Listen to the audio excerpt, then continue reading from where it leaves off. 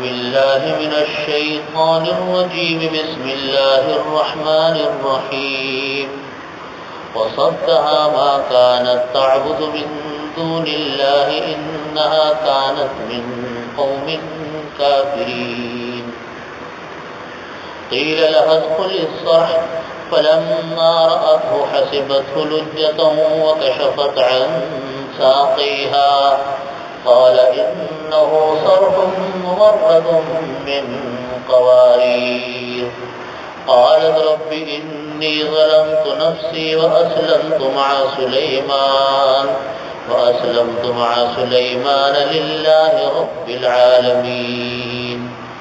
صدق الله مولانا العظيم وصدق رسوله النبي الكريم ونحن على ذلك من الشاهدين والشاكرين والحمد لله رب العالمين.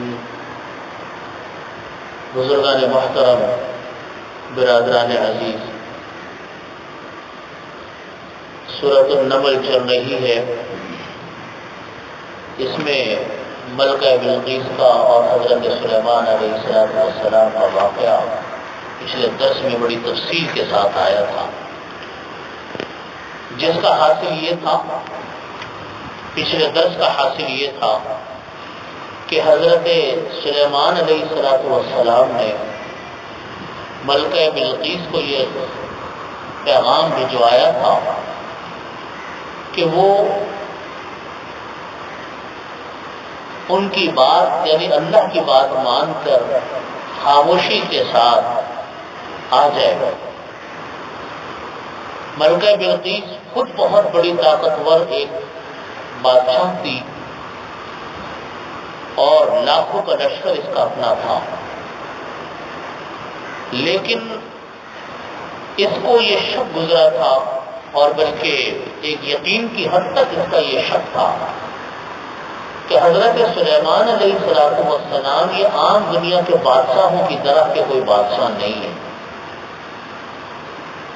اس شش و پنج میں اس نے آزمایا تھا حضرت سلیمان علیہ السلام کو اور ہدیتوں پہ لے کر بھیجا تھا، اور اس نے ساتھیوں سے یہ کہا تھا کہ اگر حضرت سلیمان علیہ السلام میرے تحفوں کو قبول کر لیں گے تو اس کا مطلب ہے یہ بادشاہ ہے، اللہ کے نبی نہیں ہے.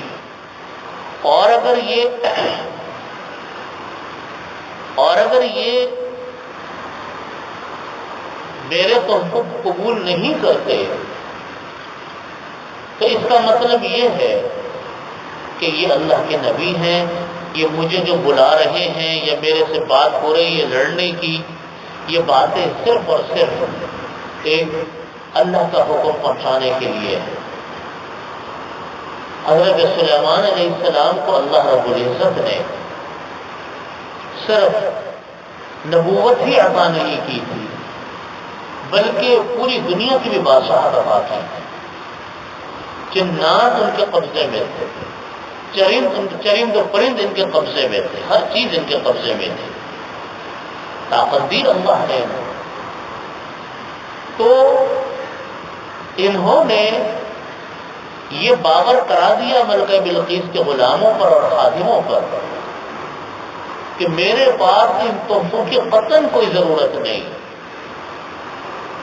جس کے میں نے پچھلے درس میں یہ بات عرض کی تھی کہ حضرت سلیمان علیہ السلام نے یہ کام کیا تھا کہ جو ان کے خادم آ رہے تھے ملکہ بلقیس کا تحفہ لے کر، تو تحفہ کوئی چھوٹا موٹا تحفہ تھوڑی تھا، وہ تو سونے کی اینٹیں تھی، 100 غلام تھے، 100 باندیاں تھی، وہ بھی ایک لشکر تھا. تحفے کا کیا تھا؟ حضرت سلیمان علیہ السلام نے ان کے ساتھ یہ کام کیا تھا کہ اپنے خادموں کو یہ کہا تھا کہ سونے کا فرش بناؤ اور اس کے اوپر جانوروں کو کھڑا کرو. جب ملکہ بلقیس کے لوگوں نے دیکھا کہ ہم تو چند اینٹیں لے کر آ رہے ہیں سونے کی، یہاں تو اتنا بڑا فرش بنا ہوا ہے اور جانور کھڑے ہوئے ہیں، ان کے اوپر وہ اپنے پیشاب وغیرہ بھی اسی پر کر رہے ہیں، تو وہ حیران ہو گئے کہ ان کے یہاں تو سونے کی کوئی قدر و قیمت ہی نہیں ہے. غرض یہ کہ حضرت سلیمان علیہ السلام نے ان کے خادموں کو کہا کہ ہم آپ کا تحفہ قبول نہیں کریں گے۔ ان کے خادم گئے ملکہ بلقیس کے اور جا کر کہا کہ وہ تو کوئی عجیب ہی آدمی ہے، وہ تو بڑی طاقتور لوگ ہیں، ان سے لڑنے کا بھی ارادہ نہیں کرتا۔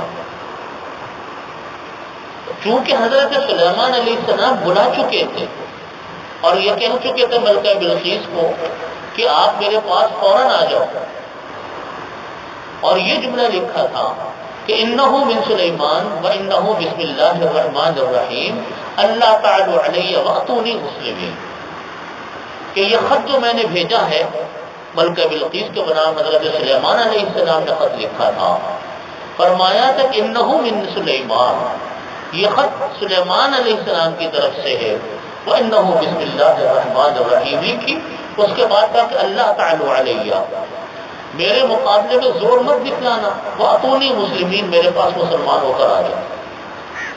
ان کے خادموں کو بھی سلیمان علیہ السلام نے یہ دھمکی بھی دے دی تھی کہ دیکھو ہم یہ کہتے ہیں کہ ہم خاموشی سے آپ کو بلا رہے ہیں اپنے ہاں، اور اگر وہ نہ آئی تو پھر یاد رکھنا، دھمکی بھی دی سلیمان علیہ السلام نے، فرمایا کہ ارجع الیہم فلنأتینہم بجنود لا قبل لہم بہا ولنخرجنہم منہا اذلۃ وہم صاغرون۔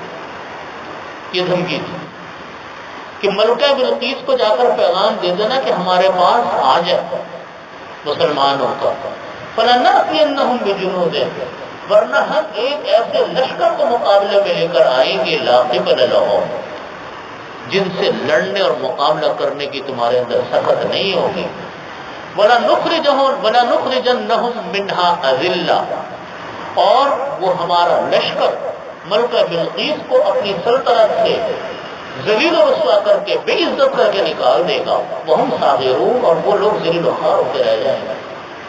تو دو باتیں ہو گئی، ایک تو کہا کہ آ جاؤ، نہیں آئے تو دیکھو پھر مقابلہ ایسا ہوگا۔ ملکہ بلقیس نے مشورہ کیا، یہ پچھلے درس میں یہی باتیں آئی تھی، اور مشورے کے بعد ملکہ بلقیس نے کہا کہ ہم چلتے ہیں۔ خیر لمبا واقعہ ہے، وہاں پہنچے، اس کے پہنچنے سے پہلے سلیمان علیہ السلام نے ملکہ بلقیس کا جو انتہائی قیمتی دنیا جہاں کے سونے، زیورات اور طرح طرح کے ہیرے جواہرات سے مرصع تھا، اور 7 تالوں میں بند تھا، 7 خولوں میں بند تھا، حضرت سلیمان علیہ السلام نے اس کو بلوا کر اپنے پاس رکھ لیا۔ جنات کو کہا، جنات نے کہا میں لے آؤں گا۔ پھر اللہ تعالیٰ نے ایک بزرگ کے ذریعے کرامت دکھائی کہ وہ تخت کو اٹھا کر لیا ہے، جیسا قرآن کریم میں یہ واقعہ آتا ہے۔ اب یہ تخت بھی آ گیا۔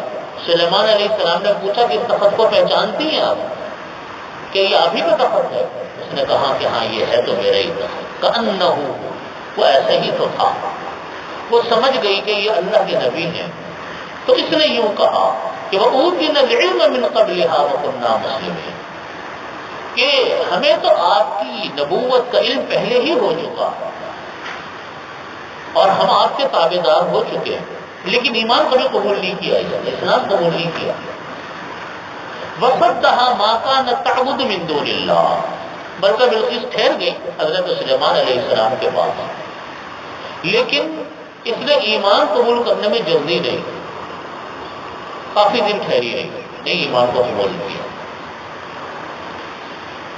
اس کی وجہ یہ لکھی حضرات محدثین نے، چونکہ یہ مسلمان نہیں تھی، کافر تھی، تو سابقہ رسومات، سابقہ مذہب کی کے ساتھ وابستگی اور پرانی عادات اور قومی عادتیں، بعض اوقات عادتیں انسان کو اپنی ملک کی عادتیں بھی ہوتی ہیں، وہ عادتیں، بہت ساری چیزیں انسان کو حق بات قبول کرنے میں رکاوٹ بن جاتی ہیں۔ جیسے آج بہت سارے لوگ ہمارے یہاں کے وہ ہوتے ہیں تو خود تو بہت دیندار ہوتے ہیں، لیکن خاندانی رسومات، خاندانی معاشرت، خاندان کا رہن سہن، بہت ساری چیزوں کے چھوڑنے میں رکاوٹ بن جاتا ہے، ہوتا ہے کہ نہیں؟ مثلا کوئی آدمی ہے، وہ داڑھی رکھنا چاہتا ہے، کہتے میری پرانی عادت ہے، میرے خاندان میں کوئی رکھتا نہیں ہے، میں رکھوں گا کیسے؟ سب کوئی مجھ کو مولوی کہے گا، تو کوئی مجھ کو صوفی کہے گا، تو کوئی مجھ کو کہے گا کچھ کہے گا، تو کیوں میں اپنے رسم و رواج کو بدلوں؟ کوئی عورت برقع پہننا چاہتی ہے تو وہ کہتی ہے کہ میرے خاندان میں برقع کوئی پہنتا ہی کوئی نہیں ہے، میں نے برقع پہن لیا تو کیا بنے گا؟ کسی گھرانے میں مخلوط اجتماعات کے پروگرام ہوتے ہیں، مرد و عورت کے مخلوط ہیں جو کہ حرام ہے، ناجائز ہے، لیکن شادیوں کی تقریبات ہیں، دوسرے ہیں، وہ کہتے ہیں ویسے تو ہم بہت نہیں کہ سب کچھ کرتے ہیں، لیکن اس پروگرام کو ہم چھوڑنے پر قادر نہیں، ہماری پرانی عادت ہے۔ یہ عادات جو ہوتی ہے نا، یہ بڑی سخت جان لیوا ہوتی ہے، عجیب چیز ہوتی ہے یہ عادت۔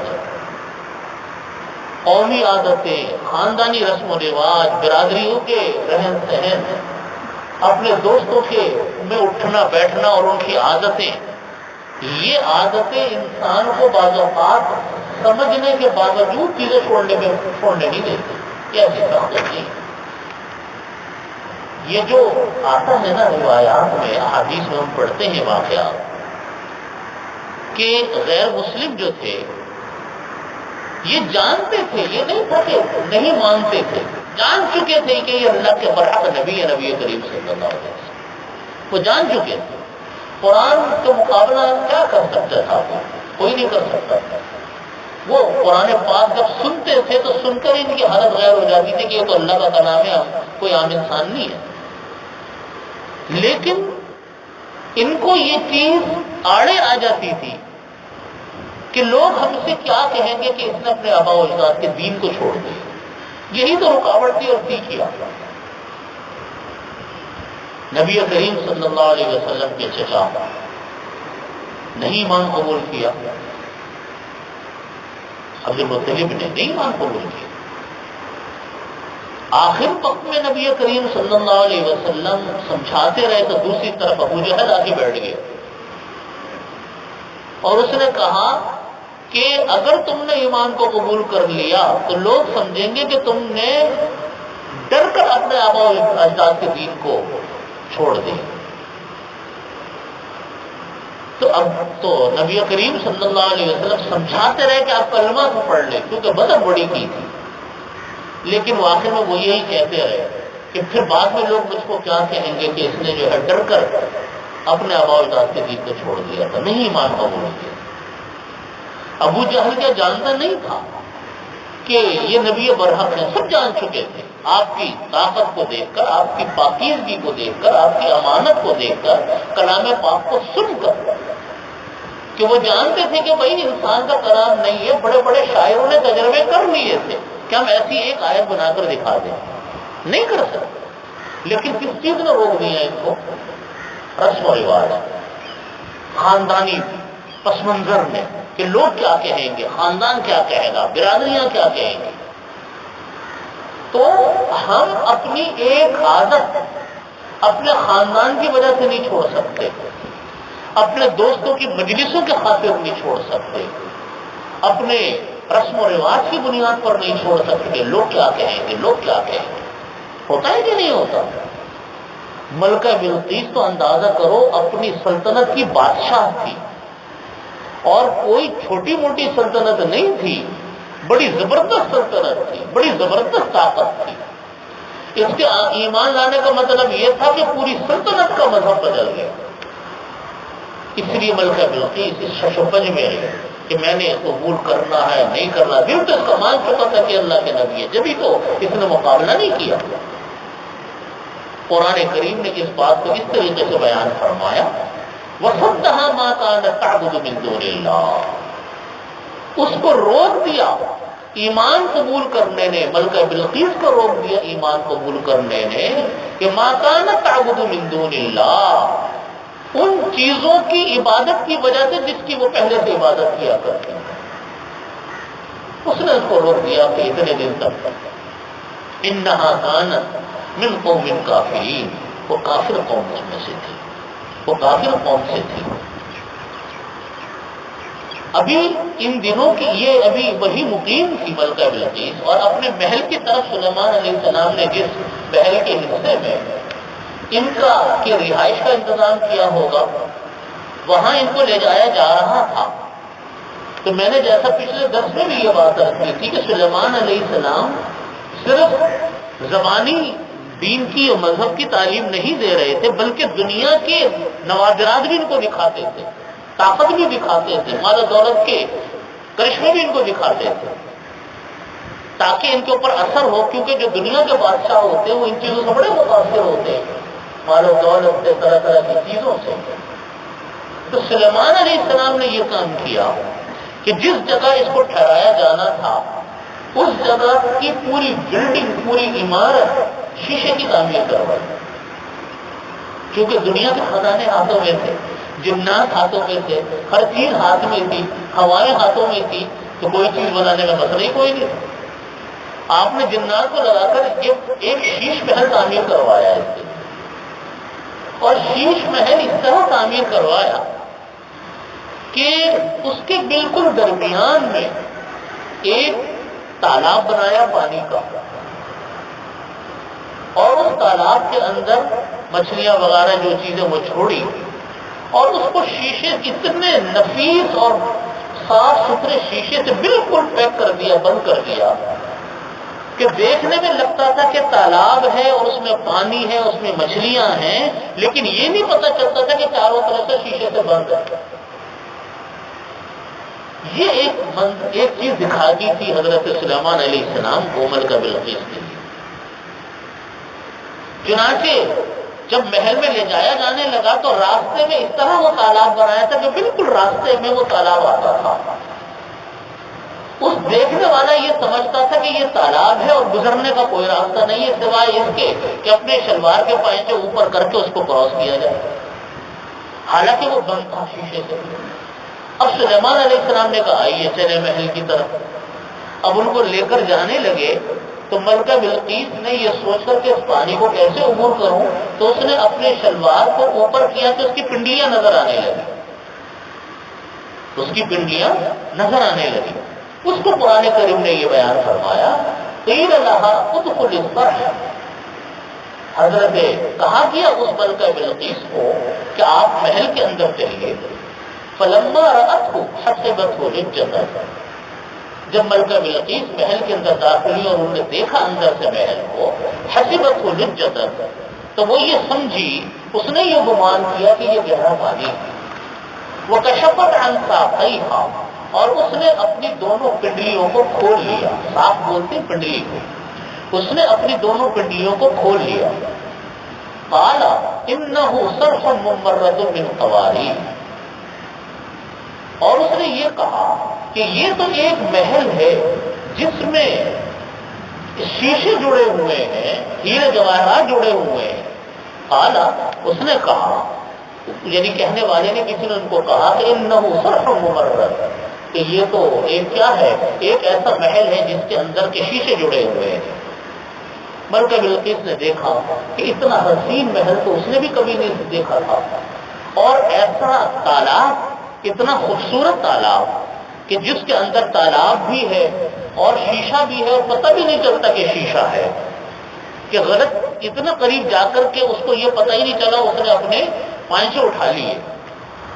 تو اس نے اندازہ کیا کہ ان کو اللہ رب العزت نے مال و دولت بھی اتنا عجیب و غریب دے رکھا ہے کہ دنیا میں کسی کے پاس نہیں۔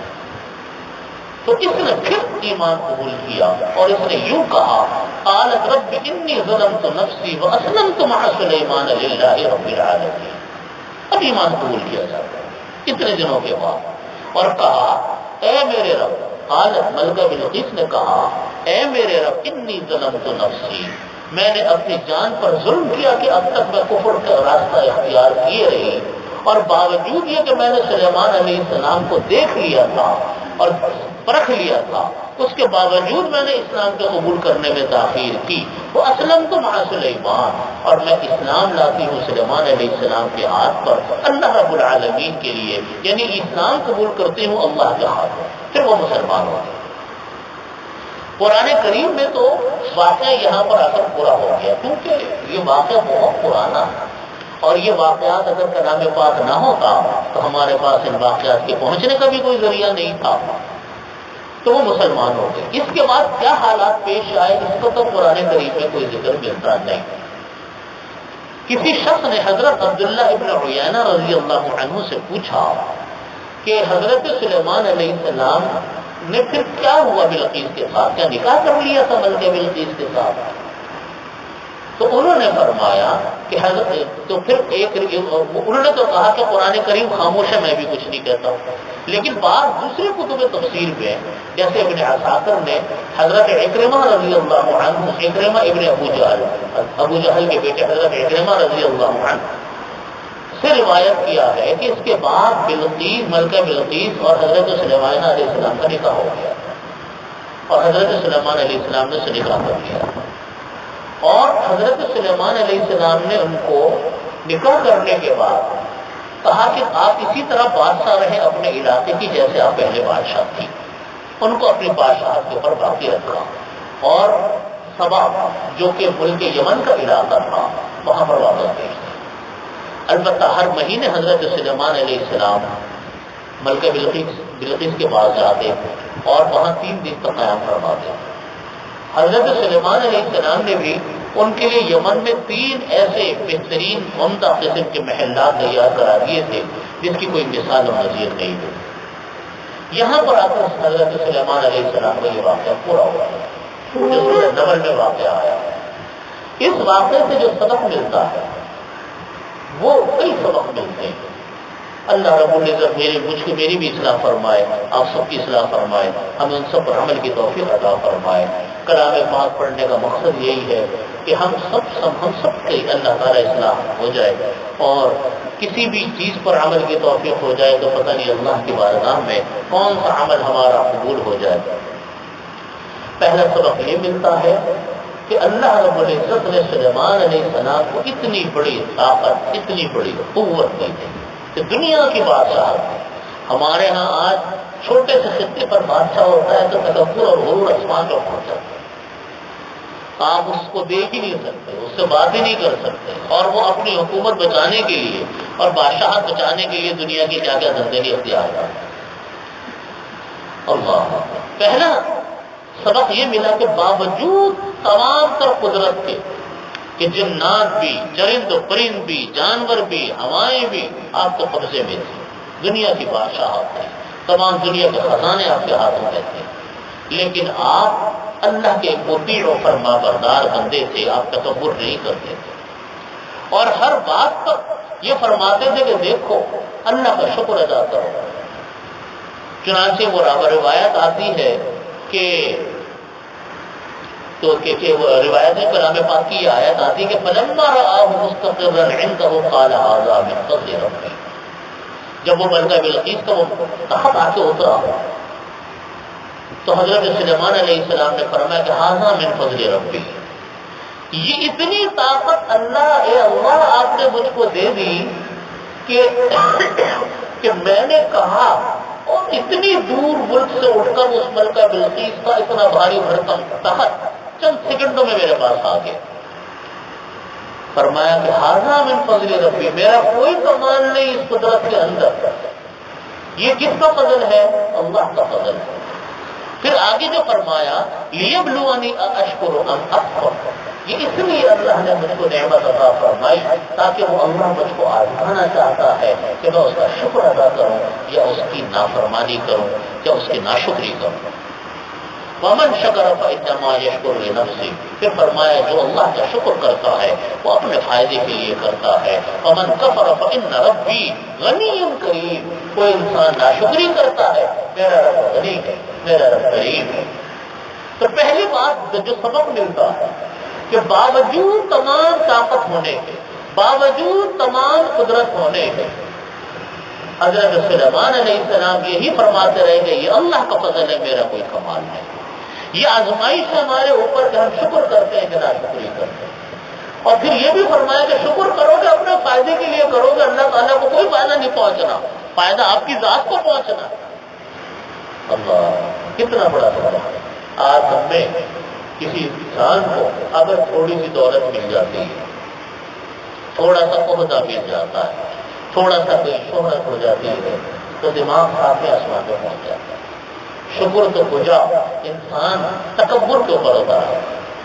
تو پہلا سبق یہ ملتا ہے کہ اللہ کی طرف سے جو نعمت ملے، تعلیم کی صورت میں ہو، دولت کی صورت میں ہو، منصب کی صورت میں ہو، خوبصورتی کی صورت میں ہو، کسی شکل میں ہو، ہمیشہ اللہ کا شکر ادا کرتے رہو اور یہی کہتے رہو کہ یا اللہ یہ آپ کا فضل ہے، آپ کا احسان ہے، میرے بس میں کچھ بھی نہیں تھا، سب کچھ اللہ کا فضل۔ اللہ ترتیب بنانے والے، دینے والا اللہ، لینے والا اللہ، زندگی اللہ کے ہاتھ میں، موت اللہ کے ہاتھ میں، عزت اللہ کے ہاتھ میں، ذلت اللہ کے ہاتھ میں، ہر چیز کا خزانہ اللہ کے ہاتھ میں ہے۔ وہی قادر مطلق ہے، وہی مسبب الاسباب ہے، وہی مالک الملک ہے، وہی طاقتور ہے، وہی بادشاہوں کا بادشاہ ہے۔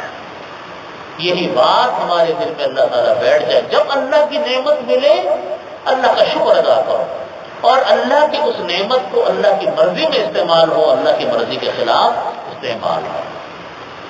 دوسرا سبق یہ ملتا ہے اس واقعے سے کہ ملکہ بلقیس نے لڑائی کو ترجیح نہیں دی،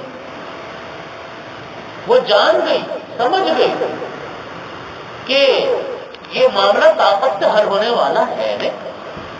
اس سے یہ بات پتہ چلتی ہے کہ مشورے میں اللہ نے بڑی برکت رکھی۔ اس نے مشورہ کیا، میں نے جیسا پچھلے درس میں بھی عرض کیا تھا کہ قرآن کریم میں اللہ رب العزت نے فرمایا کہ وَأَمْرُهُمْ شُورَىٰ بَيْنَهُمْ، کہ نبی کریم صلی اللہ علیہ وسلم کے بارے میں فرماتے کہ ان کے آپس کے معاملات باہمی مشوروں سے طے پاتے ہیں۔ تو مشورے کی برکت یہ ہوئی کہ ملکہ بلقیس نے یہ فیصلہ کیا کہ ہمیں ان سے لڑنا نہیں۔ لڑائی کو اللہ رب العزت نے پسند نہیں فرمایا، لڑائی کو پسند نہیں فرمایا۔ وَلَا تَتَمَنَّا لِقَاءَ الْعَدُوِّ، یہ فرمایا گیا کہ تم دشمن سے مٹبھیڑ کی تمنا مت کیا کرو، لڑائی کی تمنا مت کیا کرو کہ لڑائی ہونی چاہیے، جنگ ہونی چاہیے۔ منع فرمایا اس کی آرزو کرنے سے۔ کیوں؟ اس لیے کہ پتہ نہیں اس کا بعد میں نتیجہ کیا نکلے گا، تم کتنے ثابت قدم رہتے ہو، کتنے ثابت قدم نہیں رہتے۔ دوسری بات، ایک اور بات پتہ چلتی ہے، وہ سنت بھی ہے نبی کریم صلی اللہ علیہ وسلم کی، کہ نبی کریم صلی اللہ علیہ وسلم دو آسان کاموں میں سے دو چیزوں میں سے آسان چیز کا انتخاب کرتا ہوں، یہ عادت ہے آپ صلی اللہ علیہ وسلم۔ ملکہ بلقیس نے بھی یہاں یہی کام کیا کہ ملکہ بلقیس نے یہ کام کیا کہ آسان چیز کو اختیار کیا۔ ایک راستہ اس کے پاس جنگ کرنے کا تھا اور ایک راستہ اس کے پاس جا کر ملنے کا تھا کہ مل کر دیکھیں، حالات کا جائزہ لیں، پھر وقت پہ فیصلہ کریں گے۔ چنانچہ وہ آئی، آ کر اس نے دیکھا، اس کو اندازہ ہوا کہ نہیں یہ معاملہ طاقت کا نہیں تھا، یہاں تو ہمیں ہار ماننی ہی تھی اور اسلام کو قبول کرنا تھا، لیکن اسلام کو قبول اس نے سوچ سمجھ کے کیا، کوئی جذباتی فیصلہ نہیں تھا۔ تو یہ تیسری بات پتہ چلتی ہے۔ اور چوتھی اور بات جو ہے وہ ہم سب کے لیے سبق ہے، وہ یہ ہے کہ جب انسان کو یہ بات سمجھ میں آ جائے کہ حق چیز کیا ہے،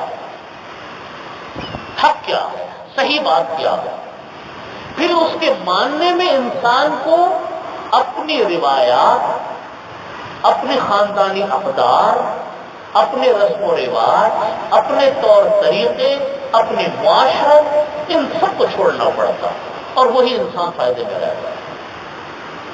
یہ سب چیزیں انسان کو روکتی ہیں کہ دیکھو تم یوں نہیں کرنا، ایسا ہو جائے گا، ایسا نہیں کرنا، ایسا ہو جائے گا، خاندان کیا کہے گا، دوست کیا کہیں گے، لوگ مجھ کو پتہ نہیں کیا کن لقبوں سے تعبیر کریں گے۔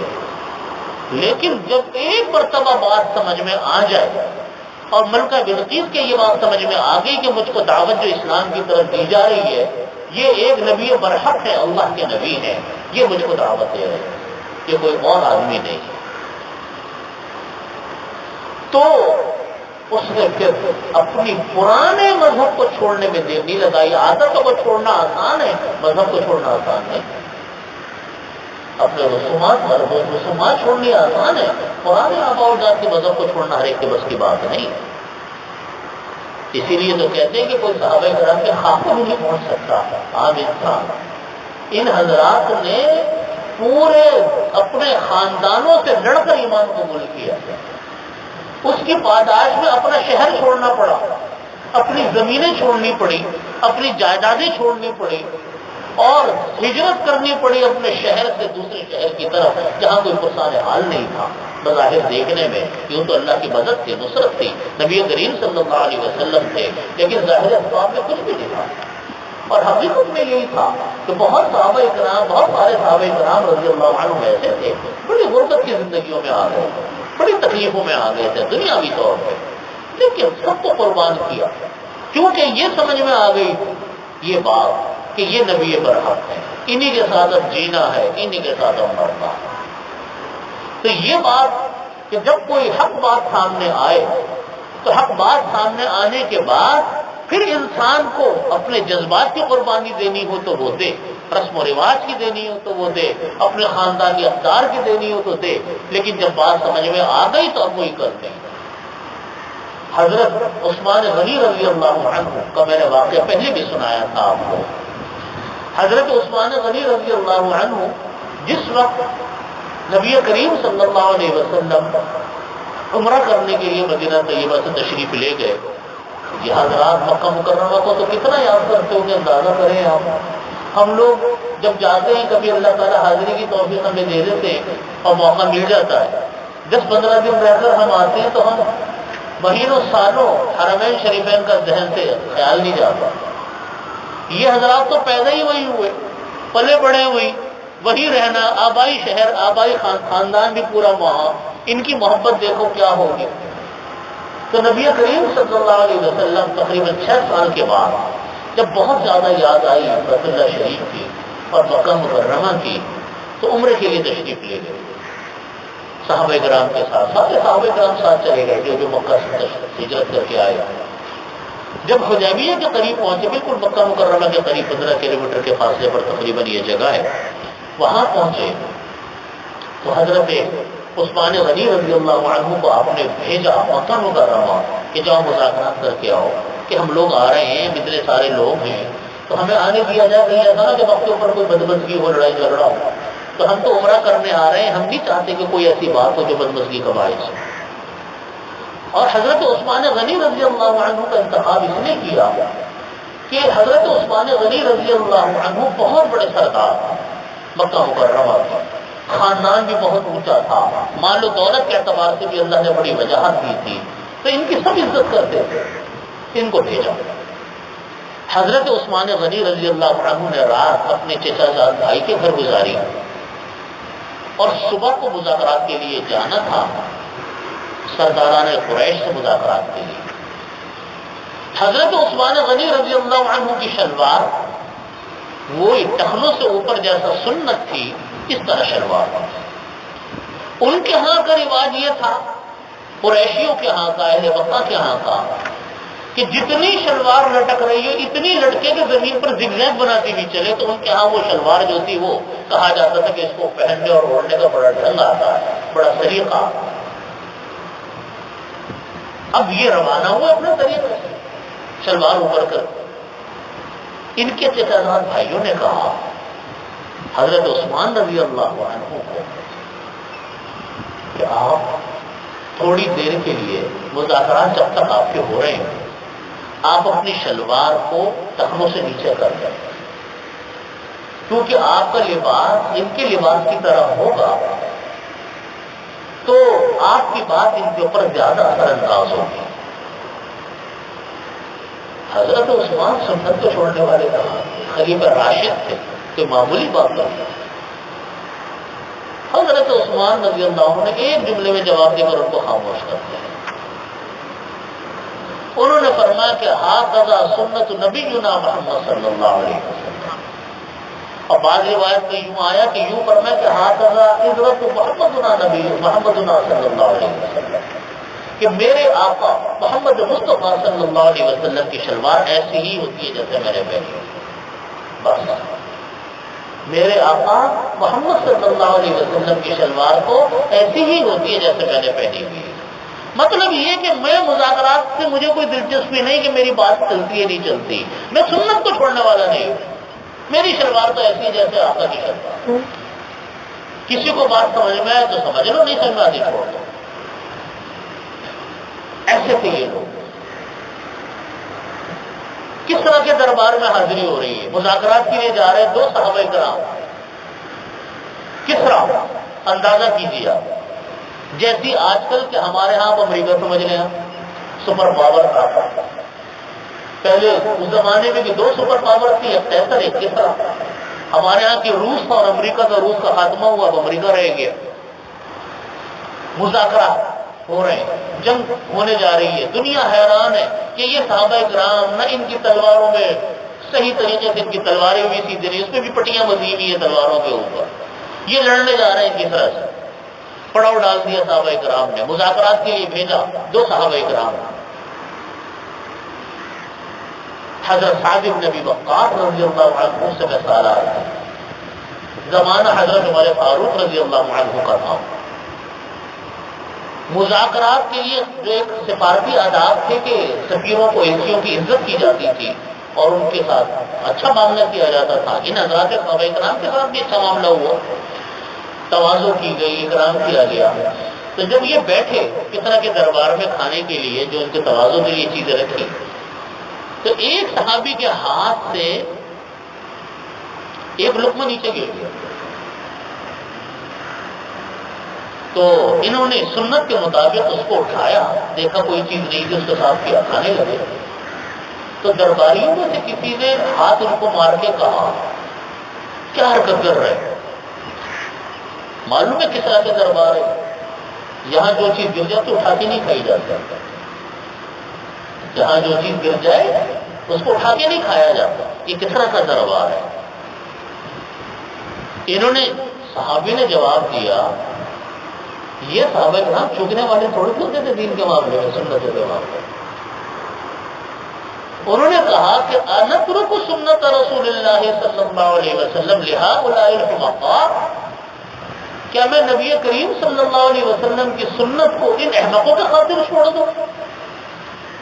انترک سنت رسول اللہ صلی اللہ علیہ وسلم لہؤلاء الحمقاء، کیا میں نبی کریم صلی اللہ علیہ وسلم کی سنت کو ان کس طرح، جن کو احمقوں سے تعبیر کر رہے ہیں، ان احمقوں کے خاطر چھوڑ دوں میں؟ تو بات یہ ہے کہ جب انسان کو کوئی بات سمجھ میں آتی ہے، پھر آدمی جب حق کو قبول کرتا ہے اور حق کے اوپر جمتا ہے، وقتی طور پر تو دشواریاں ضرور آتی ہیں، لیکن جب کوئی انسان کر گزرتا ہے، وہ جانتا ہے کہ اللہ تعالیٰ اس کو ایمان کی کیسی حلاوت نصیب فرماتا ہے. اس کی حلاوت وہی جانتا ہے. ان لوگوں کو یہ بات سمجھ میں آ گئی. یہ سمجھ چکے تھے کہ ہم غلط راستے پر تھے، اب صحیح راستہ ہمارے یہ بتایا ہوا یہ ہے دین کا، شریعت کا.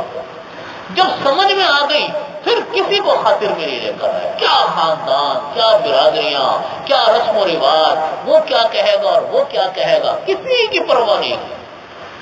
بس اب سمجھ میں آ گئی یہی کام بلکہ بلقیس نے کیا، اور یہی کام اللہ رب العزت مجھے اور آپ کو بھی کرنے کی توفیق عطا فرمائے کہ ہمارے سامنے جب کوئی شریعت کا مسئلہ آئے، ہمارے سامنے جب کوئی شریعت کا حکم آئے اور آپ کو یہ بات پتہ چل جائے کہ یہ حق ہے، یہ اللہ کا حکم ہے، یہ نبی علیہ الصلوۃ والسلام کا فرمان ہے، پھر اپنی کوئی بات آگے سے نہیں کرتے، پھر اپنی کوئی بات رائے نہیں چلانی، پھر اپنا کوئی شوق نہیں چلانا. بس پھر مان لیا تو مان لیا. جب اللہ کے ہو گئے، اللہ کے نبی کے ہو گئے، تو دعا کرو کہ اللہ تعالیٰ عمل کی بھی توفیق عطا فرمائے.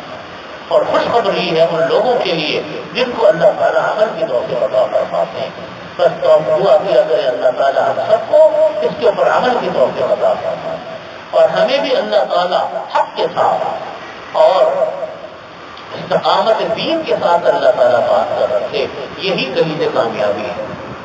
ورنہ انسان اگر اس راستے کے اوپر نہ چلے اور اپنی ضد اور اپنی انا کو نہ چھوڑے، تو یہ ضد انسان کی اور انانیت انسان کی، یہ ایک وقت آتا ہے کہ انسان کو وہاں لے جا کر مارتی ہے کہ پلٹنے کا بھی راستہ نہیں بچتا.